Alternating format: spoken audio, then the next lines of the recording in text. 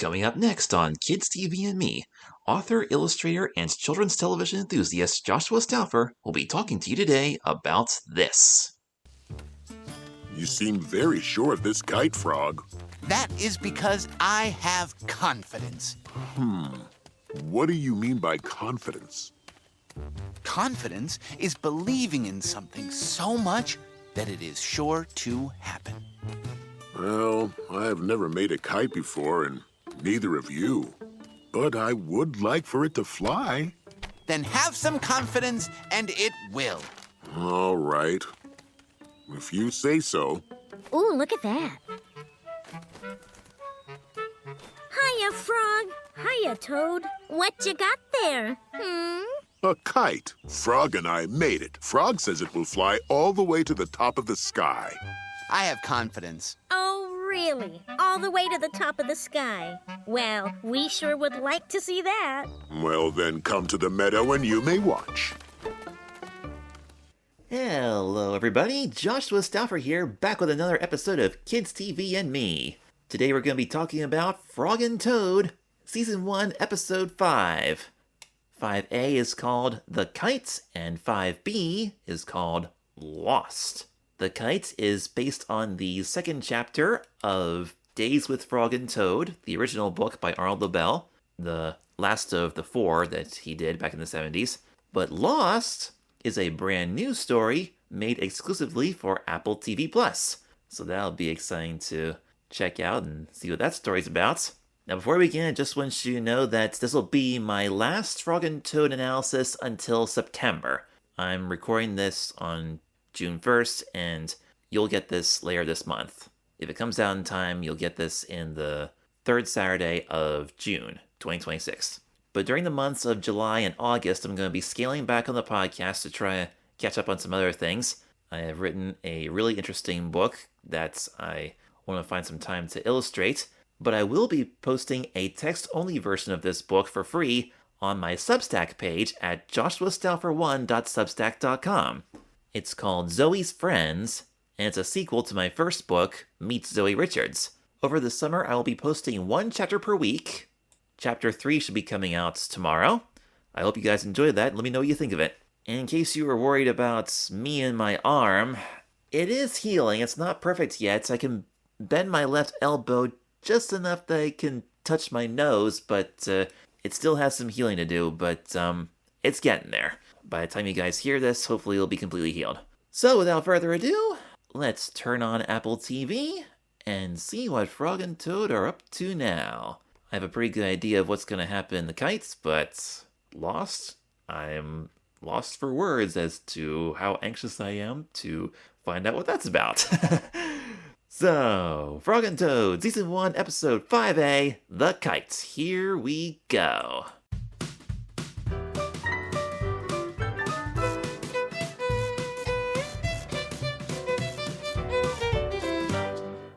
Huh, that's different. They cut a few notes out of the music there. Maybe the episode was too long, they had to cut a few seconds out. So, this episode's title card shows Frog and Toad laying in the tall grass in the meadow, looking up at the clouds. Oh, I just noticed this. The clouds are actually the shape of a kite. Nice touch. I almost missed that. Now then, whose house are we at? Is that Toad's house? No, that's Frog's house. That's right. Because Toad's got that porch on the side and Frog doesn't. And also, I noticed that the mailbox is at the opposite end of the path. Because when you walk towards the house at Toad's place, the mailbox is on the right, but here, at Frog's house, it's on the left. And I mentioned before how Frog and Toad are so tiny in this universe, and the flowers growing all around are gigantic, like trees. So yeah, this is definitely Frog's house, because, look, this is actually Frog's kitchen. Last month, or well, actually 2 months ago, because we missed May, this is that same kitchen where Frog and Toad were trying to bake a cake. And now they're using that same table to build a kite together, and looks like they're doing a better job at it this time.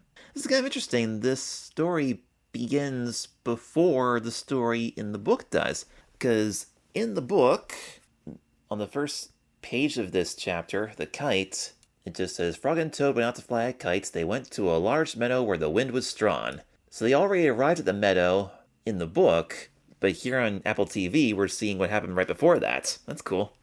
Oh, but we do, however, get something very much akin to Frog's first lines in this chapter, even though they're not at the meadow yet. See, in the book, Frog says, "Our kites will fly up and up," said Frog. "It will fly all the way up to the top of the sky." They finish making their kite, and Frog says, I believe our kite is ready to fly." Toad says, "Are you sure?" Frog says, "I am sure. It will fly all the way up to the top of the sky. You will see." And Toad says, "Well, all right then, I will see." Now they're walking out the door. Frog's carrying the kite, and Toad's carrying the string behind him, all rolled up. And as Frog carries the kite, the part of the string with the ribbons on it is kind of dragging along the ground there. It's got white ribbons. Oh, wow, this is so cool! This looks almost exactly like the cover of the book, Dates with Frog and Toad. Because on the cover of this book, we see Toad carrying the ball of string, and Frog carrying the kite that's attached to. That is amazing! And actually, this is the only Frog and Toad book where we see something on the cover that directly lines up with something that happens inside the book. Because on the other three, the first one, Frog and Toad Are Friends, they have a picture of Toad reading a book to Frog, and there was a story about Toad trying to come up with a story, but he didn't read from a book. Then the second one, Frog and Toad Together, the two of them are riding a two-seat bicycle together, but there's no chapters about that. And then the third one, Frog and Toad All Year, we see Frog and Toad building a snowman or a snow frog, but they don't do that inside the book either. They do try to go sledding in the snow, but they don't build anything. But on this last one, Days of Frog and Toad, we see Frog and Toad with the kite on the cover, and Chapter 2 is in fact about that kite. Interesting.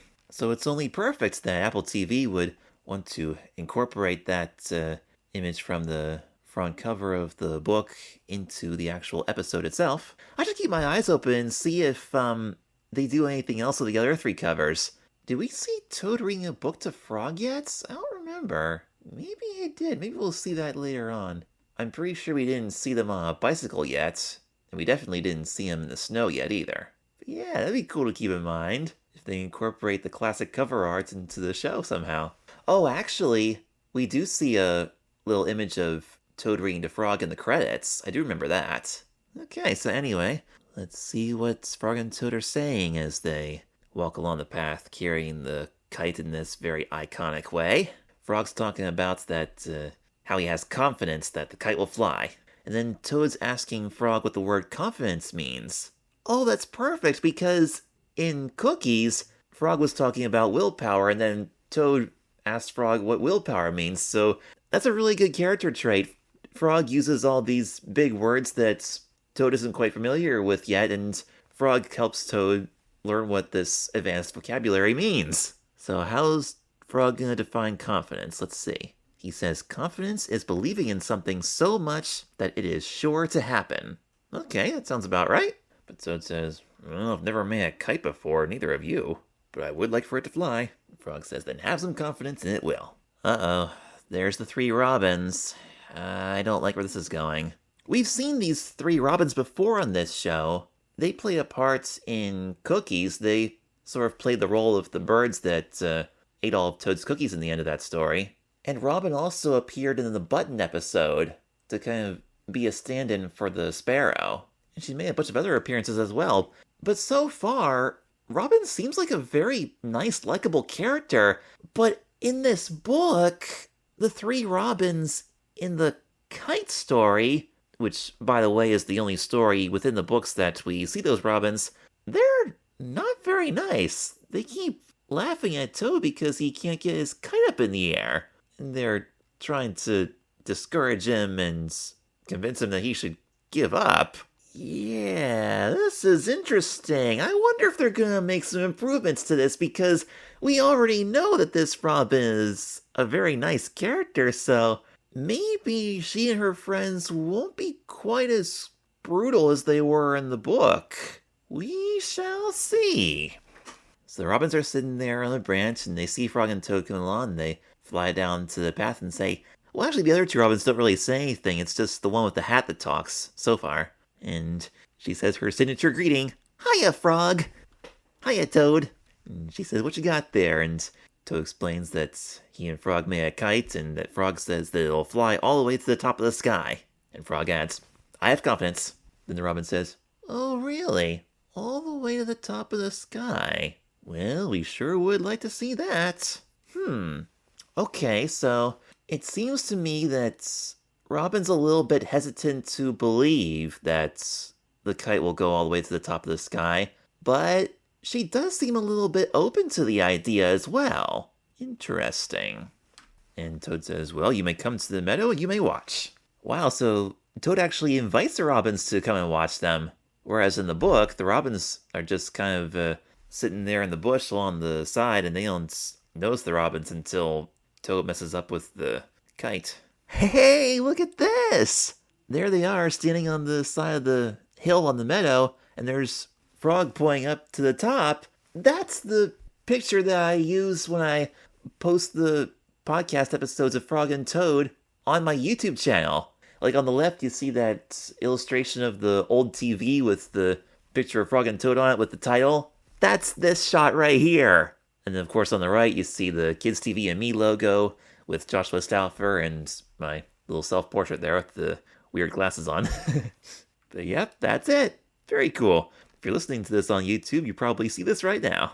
Frog doesn't say anything in that moment there. He just kind of opens his mouth and smiles, as if to say, look, there's the top. Even though nothing really comes out. Wow, Toad's really excited about this. He's saying, now let's see this kite fly. Nice. Okay, so they skip the parts where Frog says, Toad, I will hold the ball of string. You hold the kite and run. Okay, Frog is holding the ball of string here.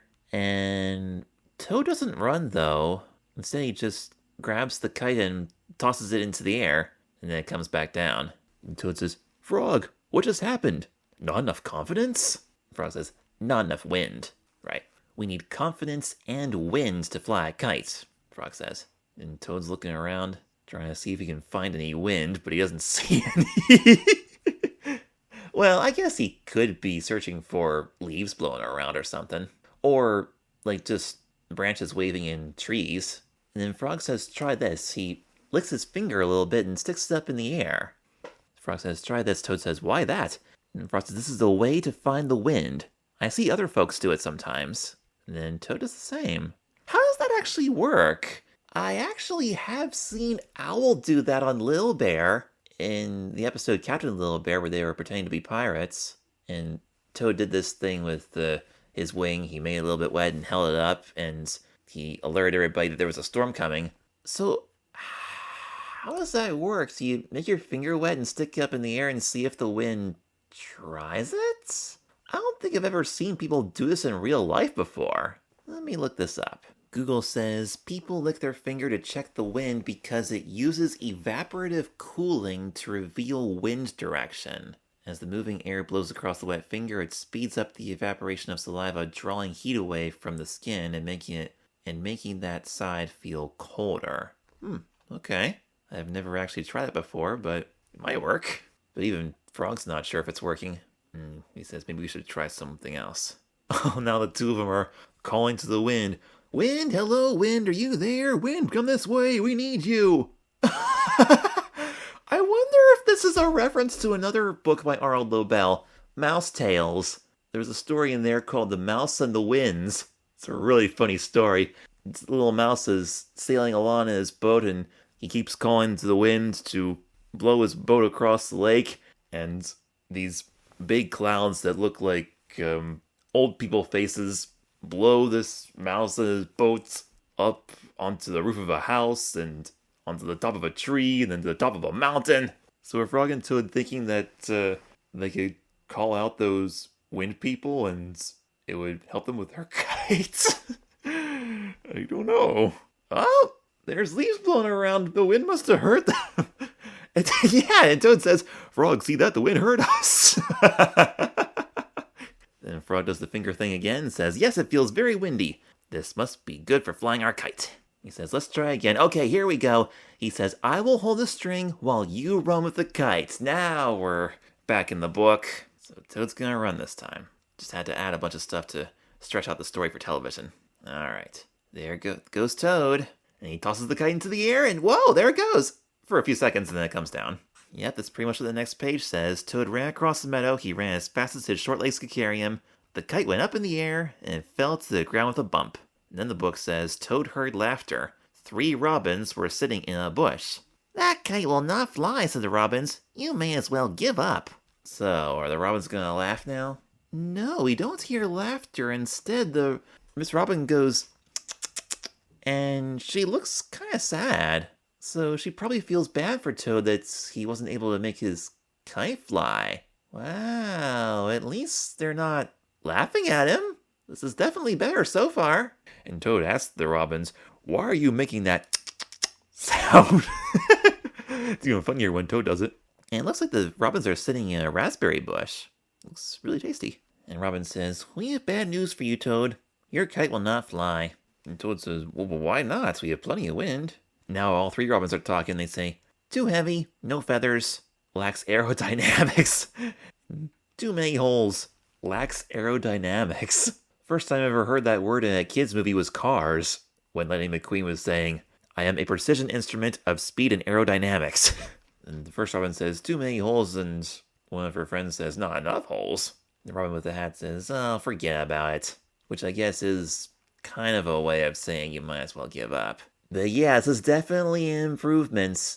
The robins have kind of a similar response to Toad's failed attempt to fly the kite, but it's a very different attitude. Like, they do it in kind of an apologetic way instead of a degrading kind of way. You know what I mean? So the robins are not belittling Toad. They're just trying to empathize with him. That's fantastic.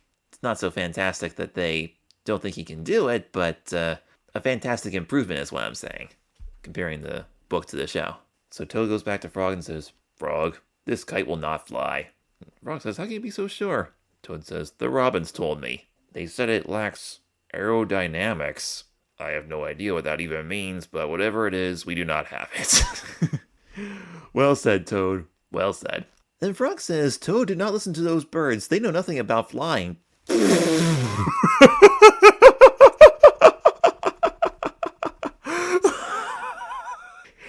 Do you realize who you're talking about, Frog? Of course the robins know a thing or two about flying. They just don't know anything about flying kites. Oh, you should watch your language, Frog. I sure hope the robins didn't hear that. Frog says, trust me, I'm a frog. We do not need aerodynamics. Well, you are very intelligent, Frog, but most frogs don't know much more about aerodynamics than birds do, at least in real life. He says, we don't need aerodynamics, we have confidence, remember? I'm beginning to wonder if if Frog doesn't know what that word means either, because aerodynamics, isn't that by definition the ability to get something up into the air? If you don't have that, then you're not going to get anything up there, no matter how you do it. What's the definition of aerodynamics? Let's see. Aerodynamics is the study of how air and other gases move and the forces they create when interacting with solid objects. It dictates how easily a vehicle slices through the wind, and is the science that allows objects to fly. So yeah, regardless if you use the word or not, if you're trying to get something up into the air like that, then by definition, that pretty much is aerodynamics. Like, duh. So Frog's kind of wrong about that. You do need aerodynamics in order to fly something. You just don't need to, like, hyperfixate on all the scientific aspects of it. You just gotta keep trying. Oh, but on the other hand, if you're experimenting and trying to figure out different ways to fly the kites, then that brings us back to square one. That's also aerodynamics. It's the science of getting something into the air. So I wouldn't listen to the robins or Frog at this point. The only thing Frog is correct about is having confidence. He is right about that, but you need aerodynamics too. Let's move along. Frog says, this time, Toad, wave the kite over your head. Yep, that's in the book. So Toad's gonna get ready to do it again, he says to himself. Confidence. And Frog says, and waving. Don't forget the waving. And there he goes. Toad's running along and waving the kite over his head and saying, I have confidence! And he tosses the kite into the air right in front of the robins, and the robin says, wow, they're not giving up. And she looks kind of happy about that. And the kite comes back down, and the robin's saying, aww, at least they're not laughing. And what's Toad's iconic line? Blah. And Robin says, We tried to tell you, Toad. That kite will never make it to the sky. Now in the book, the robin said, "What a joke! That kite will never get off the ground." And here on Apple TV, they changed it. "We tried to tell you, Toad, that kite will never get to the sky." And Toad goes back and quotes the robins. Says, "Our kite will never make it to the sky." Frog says, "Toad, have you been listening to the robins again?" Toad says, "No, maybe." Frog says, "We must try one very last time." Is this really going to be one very last time? Because I thought they had 4 tries in the book. Well, who's counting anyway? Because when they first got there, Toad tossed the kite into the air and there was no wind. So that would have been the first try. And then the second try, he held the kite and run, which was actually the first try in the book. And in the second attempt in the book, Toad ran with the kite and waved the kite over his head. And that's the second try in the book, and that's the third try on the show. So now we're heading into the third try in the book, and then the fourth try on the show. Because in the book, Frog says we have to make a third try. Wave the kite over your head and jump up and down. Perhaps that'll make it fly. So is that what he's going to do here on TV? Frog says this time you should run, wave, and jump up and down. And there he goes. Running, waving, and jumping, going... The robins are saying, "Lean into the wind. Use the airfoil." Airfoil? What's airfoil? I assume it's something different than tinfoil. An airfoil, or aerofoil in British language, is a streamlined shape designed to manipulate the flow of air, generating significantly more lift than drag. It's the fundamental cross-sectional shape used for airplane wings, helicopter rotor blades, propeller blades, and wind turbine blades. Does Toad's kite even have that? No, not really. I don't think, unless I'm missing it somewhere. Then Toad finally gets into the air and he says, "It's flying! It's flying! Is it gonna stay up? Let's see." And, oh, there it goes. It fell again. So apparently, this is not going to be the very last try. There's going to be 5 tries on here and 4 in the book, because they had that extra one in the beginning on TV. But those 4 tries are probably going to be the same. And the next one, Toad's going to shout, "Up, kite, up." I think. We'll see. But first, what are these robins saying? "We know you're trying, Toad. We really do." Nice. I like that. "But it will never work. You might as well throw that kite away." Yeah, another similar quotes, but with a different attitude. Because the original, meaner version in the book says, "That kite is junk. Throw it away and go home." And of course, in the illustrations in the book, they show the robins cackling and laughing. But on TV, they feel bad for Toad. Toad goes back to Frog and quotes the robin saying, "We might as well throw this kite away." And Frog says, "Toad, we must try one more very, very last time." This reminds me of the classic cookies story, because when they were trying to stop eating the cookies, first Toad said, "Let us eat one last cookie," and they did. Then Toad said, "Let us eat one very last cookie, and then we will stop." And they did. So that's kind of what Frog's doing here with this kite thing. First he was saying, "Let's try one last time," and now he's saying, "Let's try one more very, very last time." Yeah, these writers on this show are incredible. They're really keeping up with Frog and Toad's personalities and implementing little details into every aspect of the story. This is so well done. I love it. Alright, here we go. This is it. Frog saying, "This time you should run, hop up and down, wave, and shout, 'Up, kite, up.'" Bingo. Just like the book. And Toad's looking at Frog kind of weird and he says, "And it will fly all the way up into the sky?" Frog says, "Do you have confidence?" And Toad says, "Yes," with a not so confident look on his face. But somehow Frog buys it and he says, "Then it will." And Toad's off, running, jumping, and waving and shouting, "Up, kite, up, up, kite, up." And the kite's up in the air, blowing in the wind with the leaves. The robins are looking up, and they're congratulating Toad, saying, "Well, would you look at that? It actually works, the kite's flying." Toad runs back to Frog and says, "We did it, Frog, all the way to the top of the sky." In the book, it says the kite flew into the air, it climbed higher and higher, and Toad's very happy to see the kite way up there, and the robins are looking up. They're kind of surprised, and they're not really happy about it. They're just looking up saying, "What?" Next page. "We did it," cried Toad. "Yes," said Frog. "If our running try did not work, and our running and waving try did not work, and a running, waving, and jumping try did not work, I knew the running, waving, jumping, and shying try just had to work. The robins flew out of the bush, but they could not fly as high as the kite.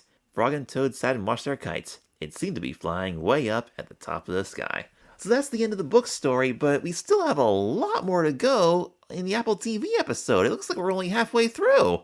What's going to be in the second half? Let's find out. Toad saying, "We did," Frog said. "All it took was some confidence." And Toad adds, "And running and shouting and jumping." Frog says, "Yes, that too." And, oh, the kite's going further and further up into the sky, and the string is unraveling rapidly from the stick, and fortunately the end of the string is tied to the stick, but Frog still has it. He didn't let go of it when it hit the end like that. He's hanging on to it, says, "Whoa, this kite really does want to fly." Wind's blowing stronger. Whoa, oh my goodness, there goes Frog. The kite's picking him up. Then Toad quick grabs him and pulls him down. And the robins fly over and say, "Gotta hand it to you, Frog and Toad, that kite sure is up there. Even we robins can't fly up that high." Wow, they actually admitted in this one. The book mentioned that they didn't fly as high as the kite in the end.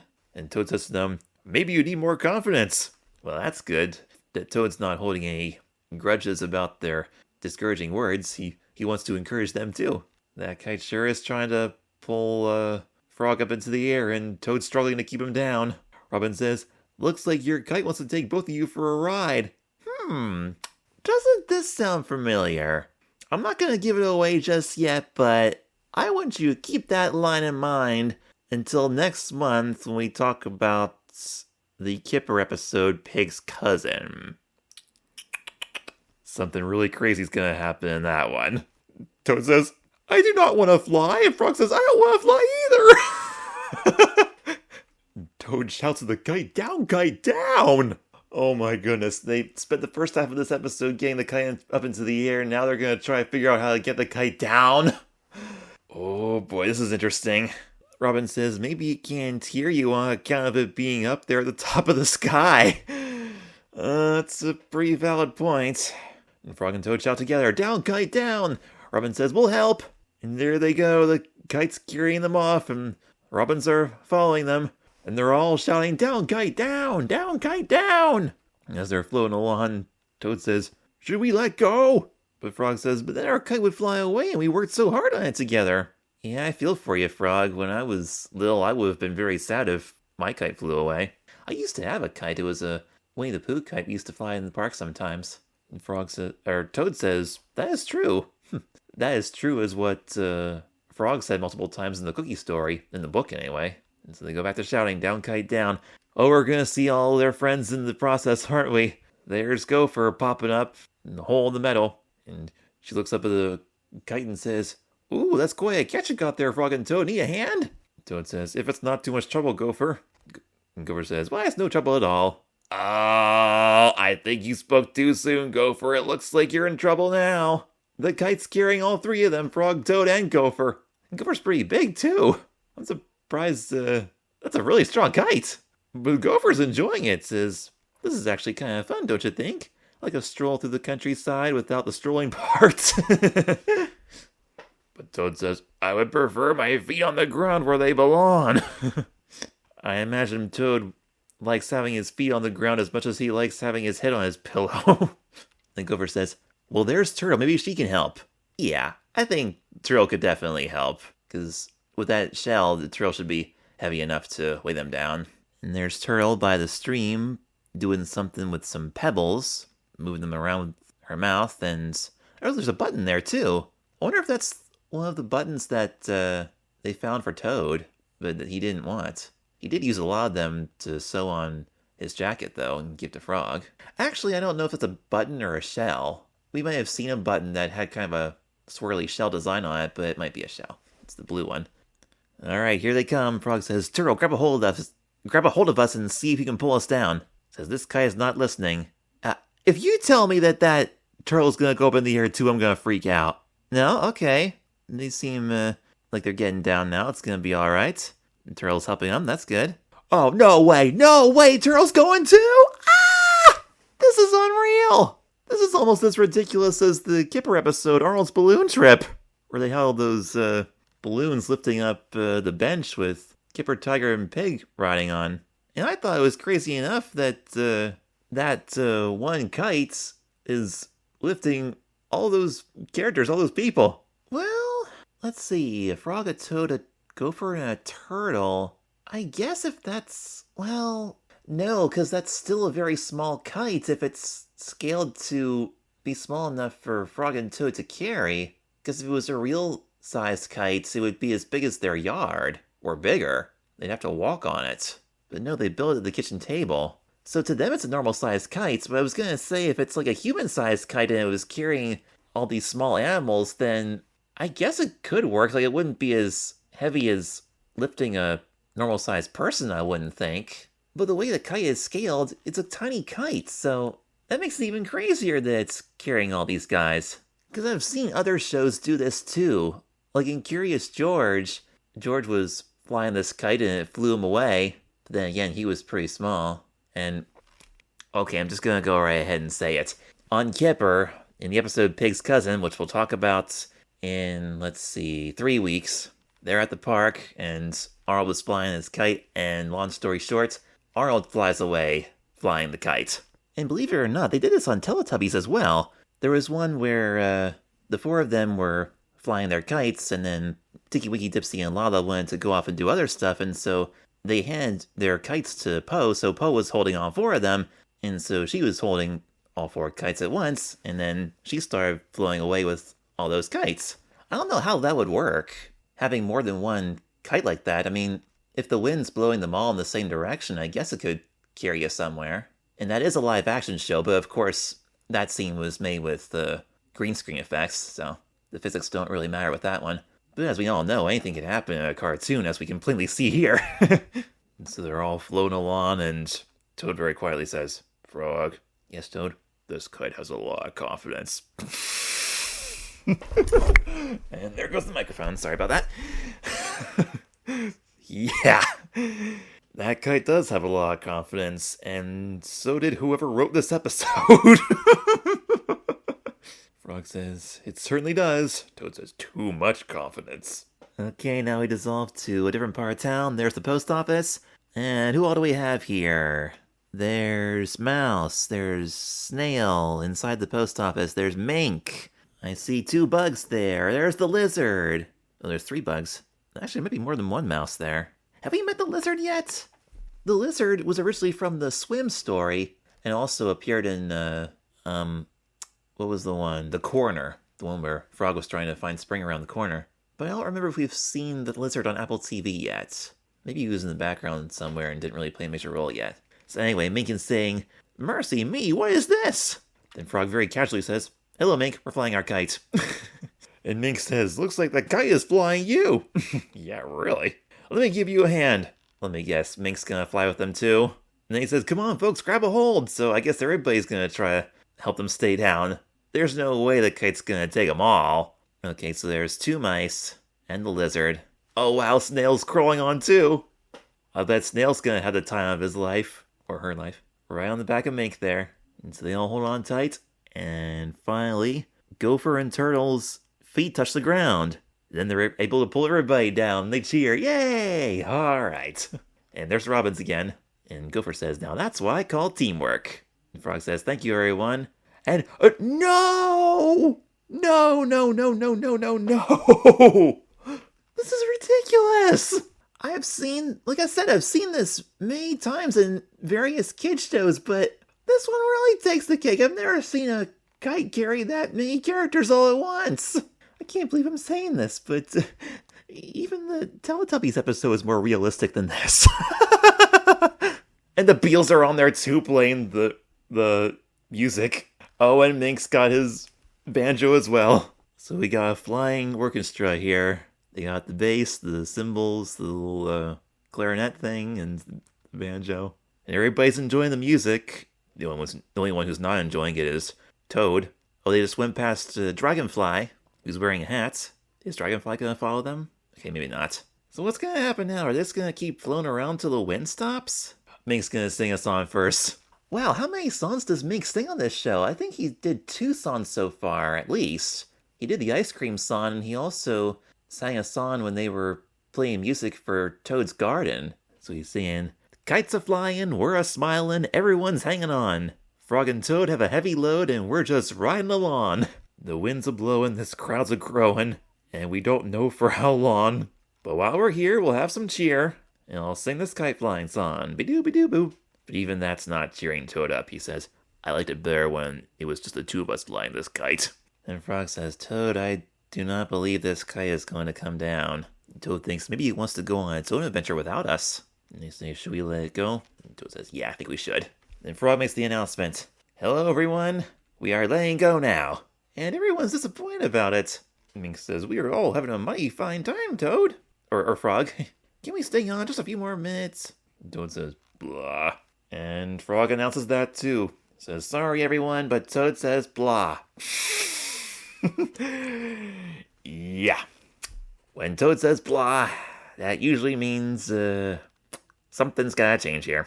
At least, according to Toad.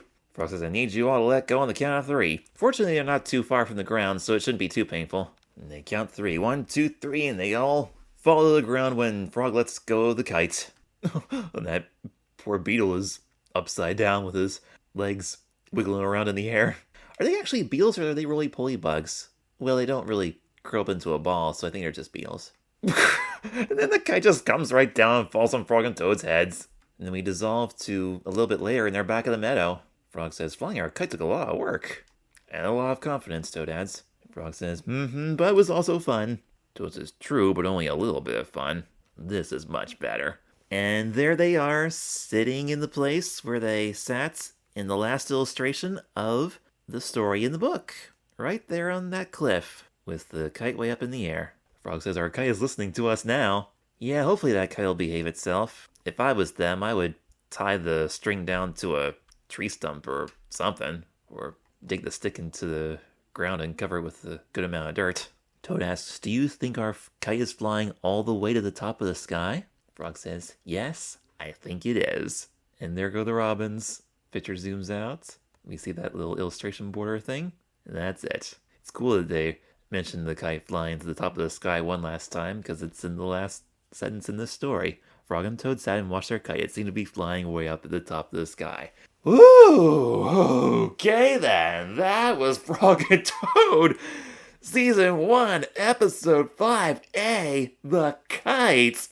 That was the craziest episode of Frog and Toad that I've seen so far. So what you guys think of that? I was very happy that they changed the attitudes of the birds, the robins, and that alone would have been enough to make this episode fantastic, but all the extra stuff in the second half with the kite flying everybody away, that was yikesy. I mean, not quite as scary as Arnold's balloon trip on Kipper, but still very exaggerated, very over the top, very wow. Okay, I definitely need a break after that one. Wow! How long have I been recording for? 1 hour and 15, it says on here, on Audacity. Wonder where it'll come to when I cut out the silences. If I cut out the silences and I've already exceeded an hour or past 45 minutes, then I'm definitely going to stick the intermission in here. But if not, we'll go ahead and check out the brand new story exclusive to television, Lost. For you guys, it'll either be in a minute or in a few seconds, but for me, it'll be tomorrow. I need to rest my voice and get some sleep after that one, because that was pretty intense. So, however long it'll be, I'll be back soon with more.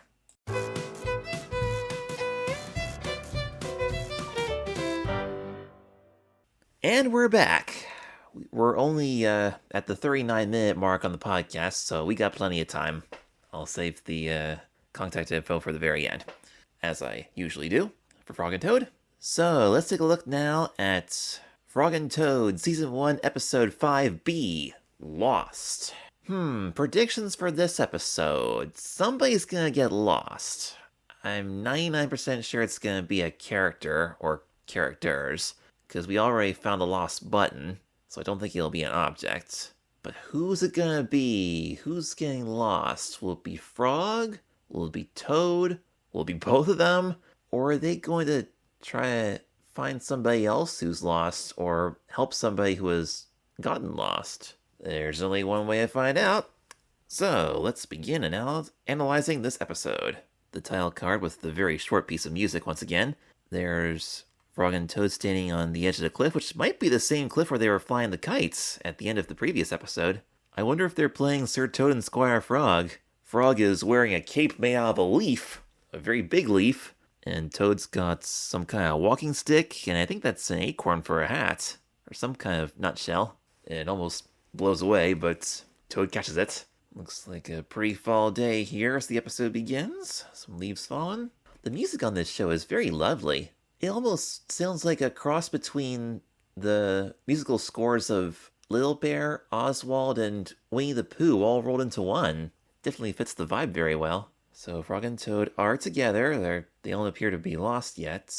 Or maybe they are. Toad looks a little worried. Frog says, "What's the matter, Toad?" Toad says, "I'm not sure. Something is strange. Something feels not quite right." And Frog asks Toad if his jacket is scratchy. He says, "Nope." Frog asks Toad if he has a cramp in his toe or an ache in his belly. But no, Toad's toes and belly are fine. But Toad says something feels off. Frog says, "Maybe if we walk in the woods a bit more, we'll know what is wrong."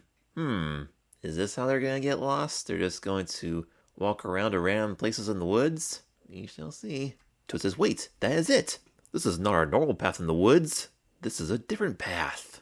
And then Toad starts getting scared and says, "Frog, are we lost today?" Frog says, we could be lost, but we should look around to be sure." And Frog asks Toad if this tree is normally on their path. Toad says no. And those flowers? No. That funny looking rock? That rock actually looks like one of them. Either Frog or Toad. It's got the 2 bumps on the top for the eyes. And kind of a line down the middle for the mouth. It's funny. Toad freaks out. No, no, and no! Nothing looks right at all! And Frog thinks that they might be looking at the wrong side of everything. So does this mean they're going to walk around all this stuff and see if it looks better from a different angle? That could get you lost, actually. Now they're going to try walking the other way. Okay. Toad says, "None of these trees or flowers look right either, especially that stump." There's a tree stump that looks like an amphibian. There's really no way to tell if it's supposed to look like Frog or Toad, because they look very much alike, but for some reason, this tree stump is making me think of Hop Pop from Amphibia. And then Frog suggests maybe we should walk away from this spot and see what we can find.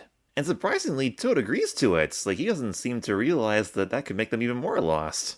They must have gone around in a circle, because we see Frog and Toad walking to the right of the picture, and then off the panel, and then the background scenery doesn't even change. It's still the same shot, but then we see Toad and Frog walking in on the left side of the picture. So they must have gone around in a big circle. And they turn around and go back the other way, and we see Toad popping up right in front of us, looking around. And Toad goes back down, and then pops up behind one of the logs in the background, and Frog's right in front of us. Well, there's a bunch of hollow logs here, and Toad's sort of crawling around and tumbling through each and every one of them. Finally, Toad says, "This is not working. We're right back where we started." And Frog finally says, "Yeah, you're right, Toad. We must be lost today." But Frog doesn't seem to mind. He takes a deep breath to smell the nice air of the woods. Toad says, "What are you doing?" Frog says, "I am remaining calm." Oh, okay, so I guess Frog is trying to, meditate and relieve some stress and stay calm about this unexpected situation. Frog says that staying calm and thinking clearly is important if you are lost. That is very true. After taking another deep breath, Frog says, "Are you calm, Toad?" And then we see Toad with his face all scrunched up. Nope, he's not calm at all. He says, "No, I'm not calm. How can I be calm? We're lost in the woods." He tries calling for help. "Hello, we are lost." Ooh, we hear somebody. Somebody said, "Hello? Is that one of the robins?" "Yes, it is. There's Robin with the hat." And what does she say when she arrives? You guessed it. "Hiya, Frog. Hiya, Toad." Robin asks them what's going on. And then Toad says that they're lost. Then Robin says, Oh, I see. Well, good luck." And she flies away. What? Thought she was going to help. Toad says, "Wait, Robin, come back." And Frog reminds Toad to stay calm. But Toad ain't buying it. He shouts again, "We are lost!" And that scares the rest of the robins out of the trees. "What? Oh my goodness gracious, I have never seen Toad do that before. He's like puffing out his face like between his bottom lip and chin, like, and we hear him ribbiting a little bit like, we never seen Toad do anything like that in the John Matthews version. That would have looked really weird in claymation though, but I was not expecting that, but I'm not overly surprised either. Although in the John Matthews version, I think Toad did say, yeah, read it. You know, just a little, Toad sound that, he just says in a, kind of like a normal mouth position, like he doesn't do anything fancy with, his face puffing out or anything, he just says, read it. And here, the way he's, doing this thing, and, puffing out his face, it's like he's hyperventilating with his mouth closed. He's walking around in circles around Frog saying, we could wander around for hours. We could be lost forever. We could miss lunch. Well, if you're lost forever, you actually miss more than lunch. And Frog says, you are definitely not calm. Oh, for a second there, I thought I heard thunder, but it was actually, Gopher coming up from under the ground. And this time when Gopher pops out of the hole, he's got one of those things that we saw in Kipper last week. Those, things that, Kipper was calling helicopters. Those, sycamore seed things. Remember, Tiger was saying, it's a sycamore seed, actually. But what we want is conkers. It seems like every time Gopher pops up, he's always got something on his head. Was there something on his head in the kite episode? Let me back it up and see. Oh, I see. So there was a leaf right where Gopher popped up in the kite episode, but the leaf did not stay on Gopher's head for more than a split second because it was windy. The wind just blew the leaf right away. And so Gopher didn't have anything on her head when they were flying around on the kite either. Okay. But yeah, that was cool. In the Lost episode, he's got one of those sycamore seed actually things. Just like we saw on Kipper last week in the Conker Tree episode. And so after they say hello, Toad explains to Gopher that they're lost. And Gopher asks a very helpful question. She asks, do you not know where you are? Or not know where you're going? And Frog agrees with me. He says that is a very good question. But none of them can really figure that out. They don't know where they are, and they don't know where they're going either. It was never really confirmed if they were trying to look for a specific place, or if they were just out for a leisurely walk. So I guess it could be both. They don't know where they are, and they don't know where they're going. Then Gopher says, well, when you think of it, let me know. Have a nice day. And goes back down. And the sycamore seed is right where it was before Gopher came up. Interesting little running gag there we see multiple times throughout this series. Toad flops down to the ground and complains once again that they're lost. And he lies down on the ground, belly up, in despair. And Frog says, well, I suppose we'll just have to make the best of it. And Toad thinks this is a ridiculous idea. He says, what could be good about being lost? And Frog grabs Toad's hands and pulls him back up to his feet. Frog says, I know. We will be explorers. Ooh, I like that idea. See something new and interesting on this unknown path. Those are explorers. Frog says, yes, we will explore this place and see all sorts of unusual things.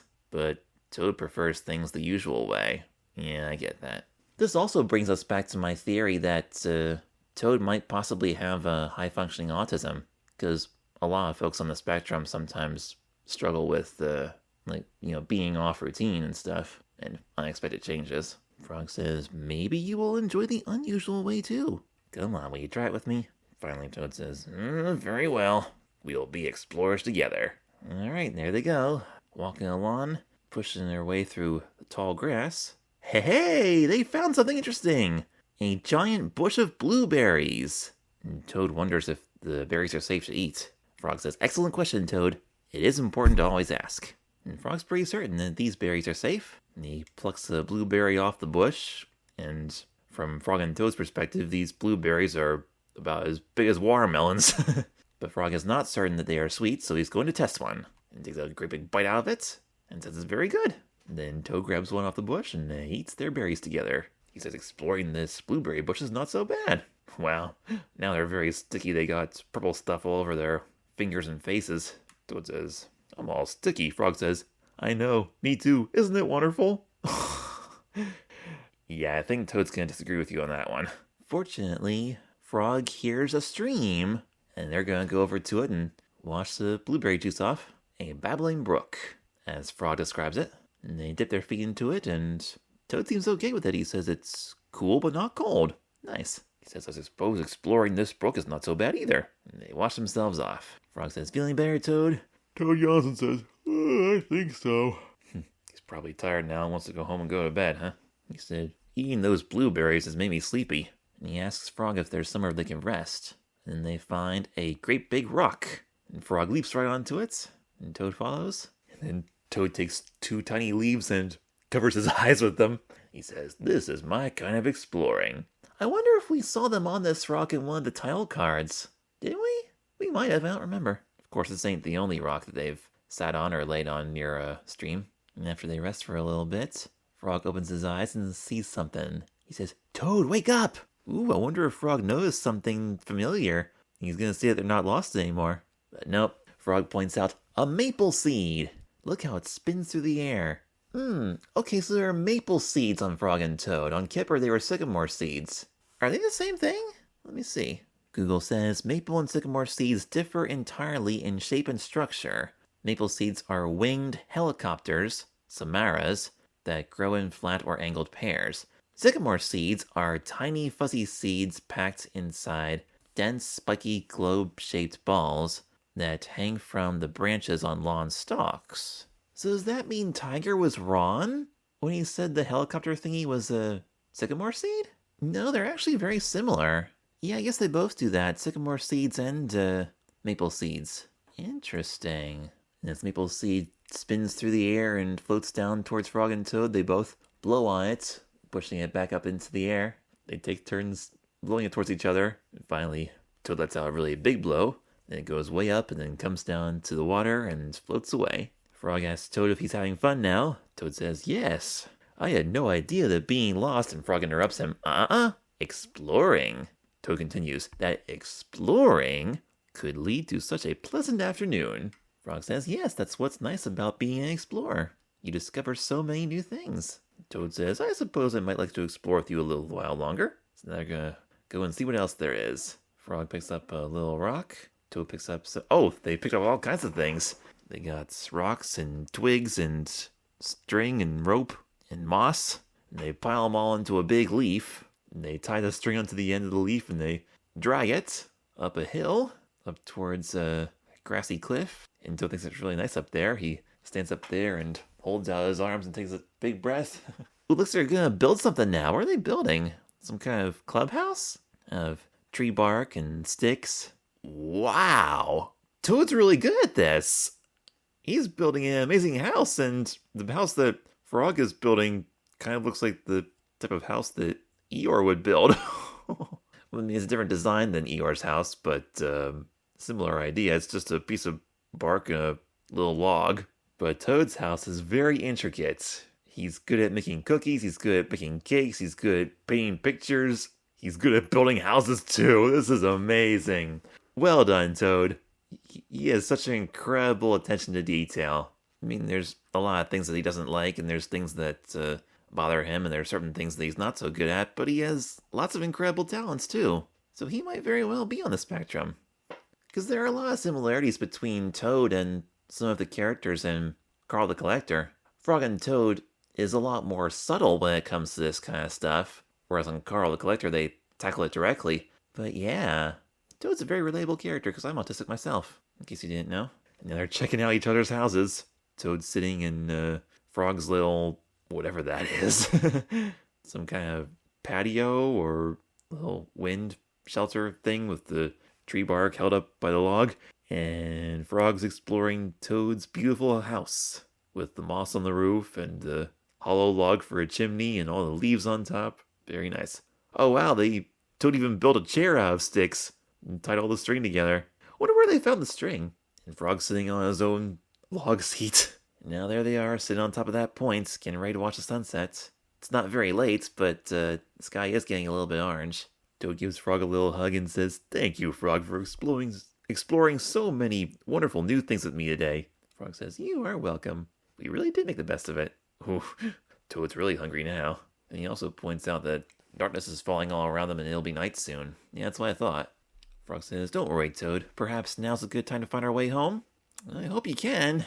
You've had all day to figure it out, but you've just been hanging out playing instead, not really, like, they don't have a map or anything. I hope they were keeping track of where they were going. Like, will they be able to retrace their steps?" So, they climb down from that, cliff top point there.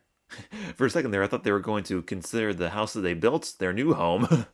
Well, that wouldn't really make sense because they don't have food out there, and Toad's hungry, so he wants to go his own home. So now they're walking along a path, and there's Gopher again. This time she's got a mossy rock on top of her head. And she asks them again, "So did you figure out if you don't know where you are? Or don't know where you're going?" Frog says, "Where we are is with each other." Nice. "And where we are going," Toad finishes the sentence, "that way." And Gopher says, "That's a good answer." And she goes back down to her hole, and the rock goes back where it was. That's funny, because earlier Gopher was asking those questions, and Frog said, "That's a good question." And then she asked them again, and Frog and Toad answered her, and then right before Gopher left, she said, "That's a good answer. That's a good question. That's a good answer." And they're walking up to what looks like a tunnel of bushes, a little canopy there. Frog says, "Toad, look, this way?" Toad says, "I hope so. I didn't see them come through that in the beginning, so I hope they're not making themselves more lost now."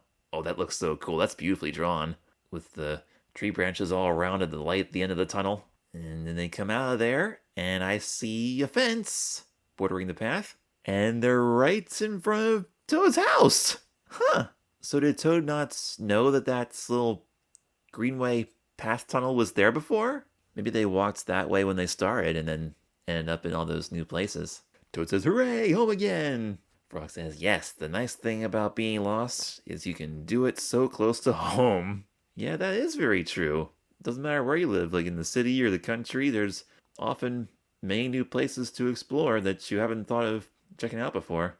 That must be Toad's back door, because there's no porch there. Frog says, "So Toad, what'd you think? Should we do this again tomorrow?" And Toad says, "I'm not sure I want to get lost again tomorrow. Let me see if I can predict this. Is he going to say, but maybe we should go exploring again tomorrow?" Let's see, he says, "But I did have a lovely day with you, Frog." Frog says, "Me too. I suppose you're never truly lost when you're with a friend." Okay, I was wrong. He didn't mention exploring again tomorrow, but he does want to spend the day with Frog, doing something with him. And we'll find out what their next adventure is in 2 months. Or actually, let's see. June, July, August, September. 3 months. 3 months, sorry. This fall. In case I didn't mention it already, the two of them go into the back of Toad's house. The picture zooms out. We can see the porch along the side there. There's another one of those maple seeds floating down. And then we cut to the credits. Alright, so that was Frog and Toad Season 1, Episode 5B, Lost. That was actually really good. They could have called it Exploring. There is a Little Bear episode titled Exploring, but Lost works too, because they kind of start out lost and then their experience of being lost kind of transitions into a fun exploring time. And I do enjoy exploring. Over the years, I've had lots of fun exploring malls and grocery stores and department stores all over Pennsylvania and surrounding states. And I also enjoy hiking on various trails in like parks and rail trails and forests. We got all kinds of fun stuff to explore here in Pennsylvania, and lots of new things to discover wherever you go. Yeah, this show is so lovely. I really appreciate how they took a potentially scary situation like getting lost and turned into something wonderful by just slowing down and looking around and appreciating the little things, because that's exactly what I enjoy about exploring, just looking at all the stuff that people might not notice right away. Some days I enjoy stopping to smell the roses, so to speak, and there are other times when I just want to get out and walk and get some exercise and put some numbers on my fitness band. But yeah, I really do enjoy doing what Frog and Toad did in this episode. It was very low-key, way more low-key than the Kite episode, and I found that very refreshing after all the drama of them floating away. I needed that. I don't really want to take score just yet because we're only 5 episodes in, but 5B I think might be my favorite one so far, especially in terms of the Apple TV exclusive episodes. I definitely like this one better than the Cake story. But yeah, they're doing a magnificent job writing some new tales for these beloved classic characters. So there you have it, folks. that was Frog and Toad, Season 1, Episode 5 A and B, The Kite, and Lost. Like I said, the Lost is probably my favorite out of these two. It's not that I didn't like The Kite. I mean, The Kite was very well done as well, but it was just a tad chaotic for my taste. And even though Toad was a little bit stressed at first in the Lost story, it became really wonderful in the second half. So that'll be it for Frog and Toad until September. In July and August, I'll be focusing primarily on my Kipper the Dog analysis, because that seems to be my most popular series, at least on my YouTube channel. So on the third Saturday of September, I'm planning to do Frog and Toad Season 1, Episode 6 A and B, the story, and a list. The story is based on the second chapter of Frog and Toad Are Friends, and a list is based on the first chapter of Frog and Toad Together. It'll be really interesting to see what they do with the list, because for whatever reason, John Matthews didn't adapt that one when he did the stories from Frog and Toad Together. So it'll be cool to see that one animated. I'm a little bit nervous about the story, though. I sure hope Toad doesn't bang his head against the wall too hard. We will see. But next week, it is time for one of my favorite animated series of all time. If you think Frog and Toad's good, Harriet the Spy is incredible. What's Harriet's episode next week? Harriet the Spy, Season 1, Episode 5, The Origin of M. That's what we're going to be talking about next week. And the interesting thing about that episode of Harriet the Spy is that it was the last of the first 5 episodes that were released on Apple TV+. So in a way, it's kind of like a mid-season finale, because Season 1 was released in 2 halves. They did 1 through 5, and then a little while later they did 6 through 10. So when we talk about Harriet Episode 5, I'll spend a great deal of time kind of reminiscing on the first 5 episodes as a whole, and see what I think of that show so far. And I'm really looking forward to that, because Harriet the Spy is a super fun show, and I have lots of fun talking about it on this podcast, as you probably know. So, until we meet again, this is Joshua Stauffer, signing out. Hope you guys have a wonderful week. I'll be back next time with another fun-filled episode of Kids TV and Me, featuring Harriet the Spy, The Origin of M. Thanks for listening. I will see you next time. Kids TV and Me is a fan-made podcast, and it is not affiliated with any of the programs, production companies, or networks mentioned on the show. My primary goal with this podcast is to shine the spotlight on some of the lower stimulation alternatives to traditional children's programming, and to help you make smart decisions about your kids' screen time. If you are enjoying this podcast, don't forget to like and subscribe. And if your podcast provider has a comment section, let me know your thoughts on the topics we've talked about today. To keep the conversation going, you can also leave me a message on Instagram at Joshua Stauffer Creations, and on Substack at joshuastauffer1.substack.com, where you can also read my Little Joshua webcomics, my book, Meet Zoe Richards, and now the sequel, Zoe's Friends. Remember to always pay close attention to what your children are watching, and as always, don't be childish, but stay childlike.